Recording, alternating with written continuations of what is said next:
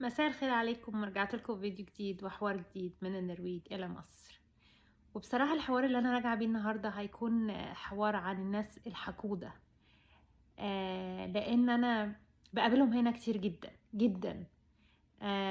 في طريقي، في أي حتة، في أي شغل بروحه بصراحة بقابل الناس الحقودة دي.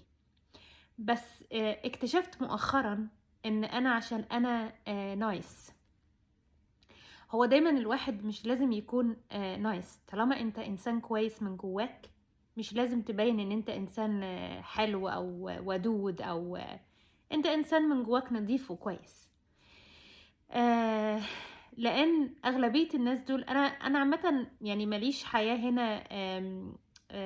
ماليش حياة سوشيال هنا برا كتير، يعني ما بخرجش كتير.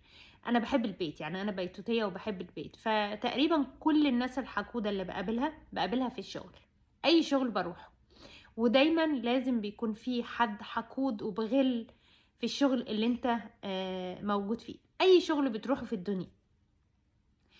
فانا النهارده قررت ان انا اطلع اتكلم عن الناس الحقودة اللي بتغل، في غل نضيف. زي ما تكون مثلا عندك صاحب او صاحبة، وتكون انت يعني هما ناجحين وانت كمان عايز تنجح. مش لازم يكون من جواك حقد او حاجة وحشة، بس بيكون حاجة منافسة شريفة يعني. بس الناس الحقودة دايما لازم نعرف دوافعهم ايه. دوافعهم ان هما دايما بيبقى عندهم مشاكل نفسية. والمشاكل النفسية اللي عندهم او اللي هما بتقابلهم في كل حياتهم، من وهم صغيرين من وهم كبار، في اي وقت بيطلعوها على اللي حواليهم للأسف. واللي حواليهم دول اللي هم الناس الطيبين اللي زيي وزيك. الناس اللي دايما بتحاول ترضي اللي حواليها. بس انت مش محتاج تعمل كده. لان انا مؤخرا بصراحة يعني حصل لي قصة في الشغل. عندي واحدة في الشغل هي بتغير مني، بتحقد عليا بصراحة. يعني انا بشوف كل تصرفاتها. والناس بقى اللي زي دي بيبقوا دايما دايما فيك. الناس الفيك دول بجد بجد بجد، يعني ربنا يكفيكوا الشر. لان البني ادم المفتوح، او اللي بيبقى فاتح قلبه وبيبين لك مشاعره، يعني لما بيتضايق بتشوفه ان هو متضايق، لما بيتنرفز بتشوفه ان هو متنرفز، لما بيكون سعيد بتشوفه ان هو بيكون سعيد. البني ادم ده ما تخافش منه عمره، لانه دايما بيطلع اللي جواه على بره.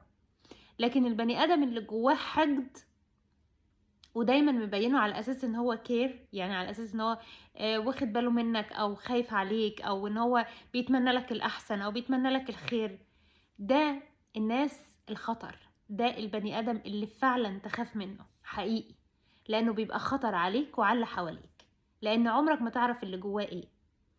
ودايما ما تحاولش ان انت تنزل نفسك له، لان لو حاولت ان انت تنزل مستواك له يبقى انت بقيت شبهه. انا بتكلم على الشخص الحقود، لسه مكملة على الشخص الحقود.